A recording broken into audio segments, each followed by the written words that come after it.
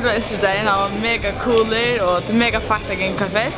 Vi tar Lars og Nick og tyver ordentligt at møte Nick og Øren fra forskjellige skoler.